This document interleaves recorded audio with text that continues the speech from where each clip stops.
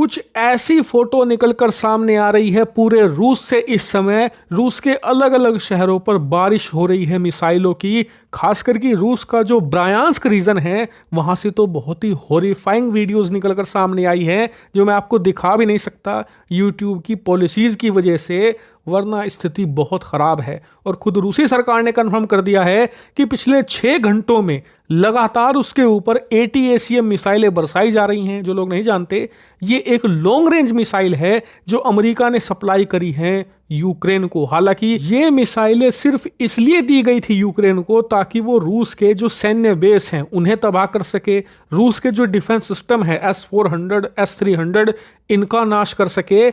लेकिन इन्हें रूस के नागरिकों के खिलाफ इस्तेमाल करने की इजाजत नहीं दी गई थी। लेकिन कल देर रात आप जानते ही हैं अमेरिकी राष्ट्रपति बाइडेन ने ऐलान कर दिया कि उन्होंने यूक्रेन को खुली छूट दे दी है कि ATACMS मिसाइलों का किसी भी तरीके से इस्तेमाल आप कर सकते हो, खुली छूट है।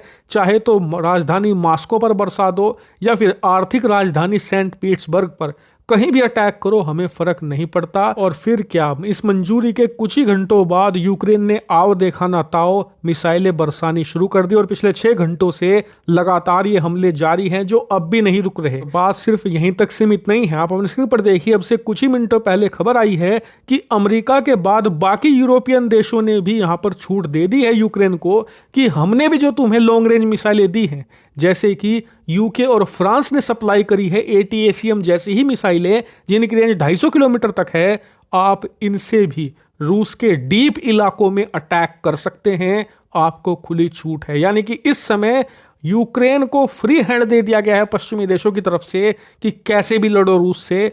और इसी वजह से रूस अब परेशानी में आ चुका है और इसीलिए तंग आकर, स्क्रीन पर आप देखिए, अब से कुछ ही देर पहले रूस के राष्ट्रपति व्लादिमीर पुतिन ने अपनी न्यूक्लियर डॉक्ट्रिन में एक और बड़ा चेंज कर दिया है।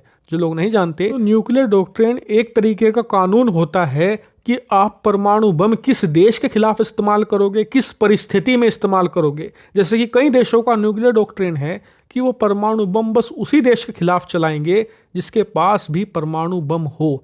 जिस देश के पास परमाणु बम नहीं है उस पर वो अपने न्यूक्लियर मिसाइलें नहीं बरसाएंगे। कुछ इसी प्रकार से रूस का था, जो अब चेंज हो चुका है दोबारा फिर से। और इस बार रूस ने कहा है कि जो देश हमारे ऊपर अटैक कर रहा है ना, उसके खिलाफ तो हम परमाणु बम इस्तेमाल कर ही सकते हैं, लेकिन जो देश उसे हथियार सप्लाई कर रहा है, जैसे कि अमेरिका मिसाइलें सप्लाई कर रहा है यूक्रेन को, ऐसी स्थिति में अमेरिका के खिलाफ भी आप न्यूक्लियर अटैक कर सकते हैं। ये न्यूक्लियर डॉक्ट्रिन में आज सुबह ही चेंज कर दिया गया है। लेकिन क्या इससे कुछ बदलेगा? मुझे नहीं लगता, क्योंकि बस ये एक तरीका है पश्चिमी देशों को डराने का जिससे कि वो मिसाइलें सप्लाई ना करें। लेकिन मुझे नहीं लगता पश्चिमी देश बाज आने वाले हैं।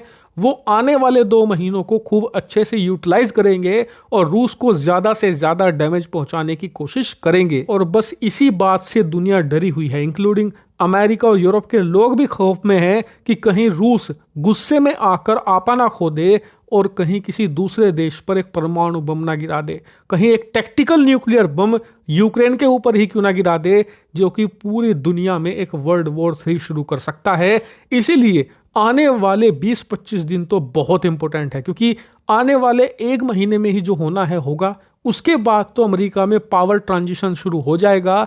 ना तो यूक्रेन कुछ खास कर पाएगा और ना ही पश्चिमी देश। लेकिन एक बात तो तय है कि रूस यूक्रेन का ये युद्ध अब निर्णायक मोड पर पहुंच चुका है। या तो ये खत्म होगा या फिर ये पूरी दुनिया को ले डूबेगा।